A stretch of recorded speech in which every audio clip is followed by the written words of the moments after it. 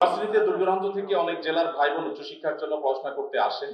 এসে তারা হারাম রিলেশনে জড়ান এবং বাবা মার অনুপস্থিতির সুযোগ নিয়ে বেশিরভাগ ক্ষেত্রেই তারা জেনায় লিপ্ত হয়। ভার্সিটিগুলোর ক্ষেত্রে এসব ভয়াবহ রূপ ধারণ করেছে। এইভাবে বাবা মার বিশ্বাসের সাথে তারা যে প্রতারণা করছে, এ নিয়ে আপনি তাদেরকে কি নসিহত করবেন?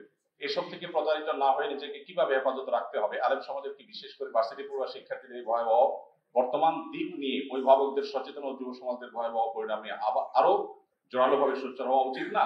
হ্যাঁ, জোরালো ভাবে সোচ্চার তো আছি, এই কথাই তো বলছি।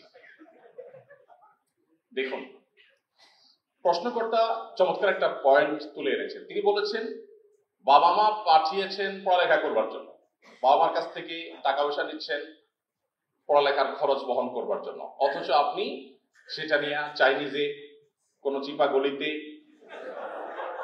আপনি সেখানে ফুচকা খাচ্ছেন, চটপটি খাচ্ছেন আপনার হারাম সঙ্গীকে সাথে নিয়ে। তো বাবা মা যদি জানতেন তাহলে তো আপনাকে এটার জন্য টাকা দিতেন না, তাহলে এটা তো বাবা মার সাথে প্রতারণা হলো। এখন ব্যাপারটা হলো এরকম যে বাংলা একটা কথা আছে, মাছা নাই তার বুধবার, যার মাছাই নেই তার বুধবার আর বৃহস্পতিবার কি? যার মধ্যে আল্লাহর ভয় নাই, নীতি নৈতিকতা বলতে কোনো কিছু যার মধ্যে নাই, তার কাছে আবার বাবা মার কাছে প্রতারণা করা, বাবা মার সাথে প্রতারণা করা, এটা তার কাছে কোনো ইস্যুই না। কিন্তু একজন বিবেকবান মানুষ চিন্তা করবেন, কেউ আমাকে 10টা টাকা দিয়েছেন কোনো কাজের জন্য, আমি সেটাকে যদি অন্য কাজে ব্যয় করি তাহলে এটা আমার জন্য অনৈতিক, এটা অন্যায়। এই অন্যায় বোঝার জন্য আপনার মুসলমান হওয়ার প্রয়োজন নেই, কমন সেন্স থাকে যথেষ্ট। কমন সেন্স থাকলে আপনি বুঝতে পারবেন। এখানে এর চেয়ে সূক্ষ্ম একটা প্রতারণা আছে, আমি সেটা একটু বলতে চাই। সেটা হলো পৃথিবীর সব সমাজে একই সাথে একাধিক সঙ্গিনী, একজন সঙ্গিনী অফিসিয়ালি তার সাথে সম্পর্ক আছে বা একজন সঙ্গীর সাথে সম্পর্ক আছে, এট দ্য সেম টাইম আরেকজন সঙ্গী বা সঙ্গিনীর সাথে আপনি যোগাযোগ রাখছেন তলে তলে। পৃথিবীর সব সমাজে এই কাজটা কি গর্হিত না গ্রহণযোগ্য? কোন সন্দেহ আছে? ইসলাম তো বটেই, মুসলমানরা ছাড়াও পৃথিবীর কোন সমাজে এটা অ্যাকসেপ্টেবল না যে তুমি একজনের সাথে সম্পর্কে আছো, এর মধ্যে তুমি মেসেঞ্জারে আরেকজনের সাথে চ্যাটিং করছো, এর মধ্যে তুমি আরেকজনের হাই দিচ্ছ, আলাপ জড়াই দিচ্ছ, তার সাথে তুমি হারাম সম্পর্কে জড়িয়েছো বা আরেকটা সম্পর্ক তুমি গড়ে তুলেছো। কেউ এটাকে ভালোভাবে দেখে না। আমার প্রশ্ন আপনাদের কাছে, সমস্যাটা কোথায়? কেন এটা খারাপ হতে যাবে? এখন ভালো খারাপের যে ডেফিনেশন পশ্চিমারা আমাদেরকে দিয়ে দিয়েছে সেটা হলো আমি কারো ক্ষতিতে করছি না, আমি তো কারো ক্ষতি করছি না, কারো ক্ষতি করলে সেটা খারাপ আর কারো ক্ষতি না হলে সেটা খারাপ না। মুসলমানের কাছে ভালো খারাপের এই ডেফিনিশন না। ভালো খারাপের ডেফিনিশন মানুষ নিজের বিবেক দিয়ে কখনো তৈরি করতে পারে না। যদি করে, যেটাকে আমরা ভালো মনে করছি। আপনি দেখেন পশ্চিমারা তারা শিল্প বিপ্লবের মাধ্যমে আমাদের জীবনযাত্রাকে পানির মতো সহজ করে দিয়েছে, তাদের অবদানকে আমরা স্বীকার করি। কিন্তু সেই মানুষগুলোই এখন কালো ধোঁয়ায়, কলকারখানার আপনার যত্রতত্র ব্যবহারে, প্লাস্টিকের অতিরিক্ত ব্যবহারে অতিষ্ঠ হয়ে তারা এখন পরিবেশ নিয়ে দুশ্চিন্তা আসছেন যে পৃথিবী যেভাবে আগাচ্ছে এইভাবে যদি আগাইতে থাকে তাহলে পৃথিবী আর পৃথিবী থাকবে না।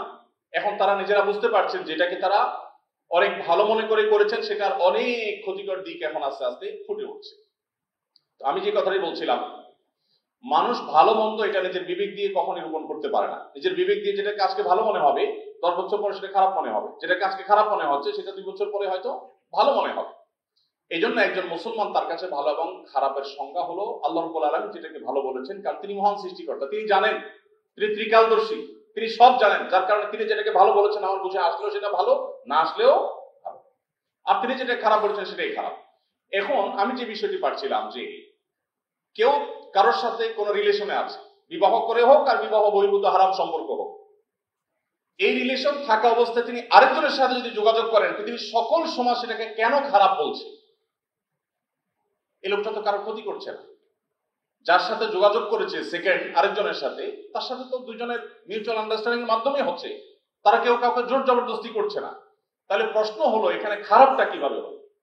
কেউ কি বলতে পারেন কিভাবে খারাপ? এটা কেন সবাই খারাপ মনে করে? কারণ প্রথম জনের হক মারা হচ্ছে। সঠিক উত্তর যে প্রথম জন, তার সাথে প্রতারণা করা হচ্ছে। আচ্ছা, যেই সমাজ এটাকে খারাপ মনে করছে, ওই সমাজকে যদি আপনি জিজ্ঞাসা করেন যে একজন স্টুডেন্ট লাইফে কারোর সাথে রিলেশনে গিয়েছে, এরপর তাদের মধ্যে ব্রেকআপ হয়ে গেছে, এখন সে আরেকজনের সাথে সম্পর্কে জড়িয়েছে, এখন তার আগের যে সম্পর্ক ছিল বিফোর ব্রেকআপ, সেই সম্পর্কটা কি ভালো না খারাপ? মুসলমান ছাড়া অন্য যারা আছে তারা এটাকে কি বলবে? এটাকে কেন অন্যায় বলবে? আমি বোঝাতে পারিনি আপনাদের বোধহয়। কোন যুবক, কোন স্টুডেন্ট, ধরুন স্টুডেন্ট লাইফে কোনো মেয়ের সাথে হারাম সম্পর্কে জড়িয়েছে। হারাম বলতে আমাদের মুসলমানদের কাছে হারাম, আমরা এখন অন্যদের কথা চিন্তা করি। সম্পর্ক করেছে, এরপর এই চ্যাপ্টারটা সে ক্লোজ করে ফেলেছে, দুজন দুই পথে চলে গেছে। এরপরে এই যুবকের জীবনে আবার কেউ আসবেন, কারোর সাথে তার সম্পর্ক হলো, তাকে তিনি বিবাহ করেছেন বা হারাম সম্পর্কে গিয়েছেন, যেটাই হোক। এই যুবক যে আগে আরেকজনের সাথে সম্পর্ক করেছিল, মুসলমানরা ছাড়া পৃথিবীর কোন সমাজ কি সেটাকে অন্যায় মনে করে, অপরাধ মনে করে? আমার প্রশ্ন হলো, কিভাবে সেটা অপরাধ না? আগেরটা যদি অপরাধ হয়ে থাকে, কারণ আপনার একজন সঙ্গিনী আছেন, আপনার একজন স্ত্রী আছেন, তাকে রেখে আপনি তলে তলে আরেকজনের সাথে যোগাযোগ করছেন, এটা যদি খারাপ হয়, তাহলে দ্বিতীয়টা তো আর ডাবল খারাপ হওয়ার কথা। পৃথিবীর মানুষ মানুষের প্রাইভেসি, মানুষের অধিকার রক্ষা করার জন্য যা ভাবে, ইসলাম তার চাইতে এক কাঠি সরস, এক কাঠি এগিয়ে ভাবে। কিভাবে? আপনি দেখুন, এই জায়গাটার কথা আপনি চিন্তা করেন।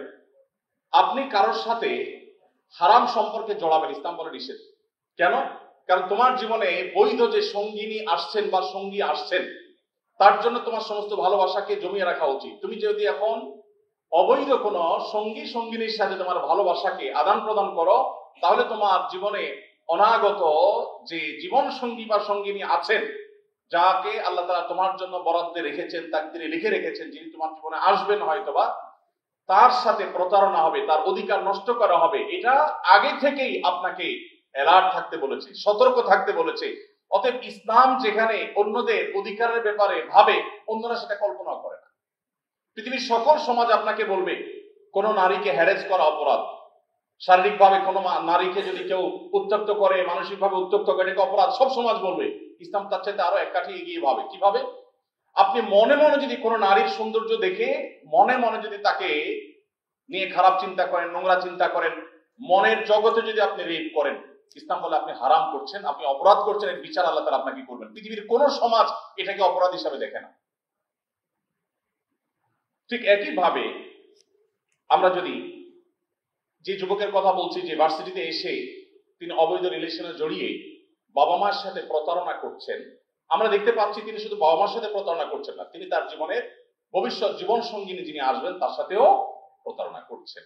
এই জন্য ইসলাম আমাদের চরিত্রগুলোকে হেফাজত রাখতে বলে। আমি জানি আমার এই কথাগুলো হয়তো আমাদের অনেকের লাইফ চেঞ্জের জন্য, আমাদের জীবনে এই অপবিত্র সম্পর্ক থেকে বেরিয়ে আসার জন্য যথেষ্ট হবে না, কিন্তু আমি আপনাদেরকে একটা কথা খুব জোর গলায় আল্লাহর উপর ভরসা রেখে বলতে পারি, অবৈধ সম্পর্কের মধ্য দিয়ে আপনারা যতটুকু সুখ পাচ্ছেন বা পাবেন, যদি আপনি এখান থেকে সরে এসে বৈধ সম্পর্কের জন্য অপেক্ষা করেন, আল্লাহ রাব্বুল আলামিন আপনাকে এই সুখটাই আরো অনেক বেশি দিবেন এবং পবিত্রতম হবে ইনশাআল্লাহ। আমি এই জন্য বলি, এই হারাম রিলেশন, অবৈধ সম্পর্ক, এটার মাধ্যমে যে সুখ হয়, এটা হলো মেড ইন চায়না টাইপ। এটা আসতে দেরি, যাইতে দেরি নেই। কিন্তু বৈবাহিক সম্পর্কের মধ্য দিয়ে যেটা হয়, সেটা মেড ইন জাপান টাইপ। এটা সহজে ভাঙে না, সহজে চির ধরে না। আস-সুন্নাহ ফাউন্ডেশন, উম্মার স্বার্থে সুন্নাহর সাথে।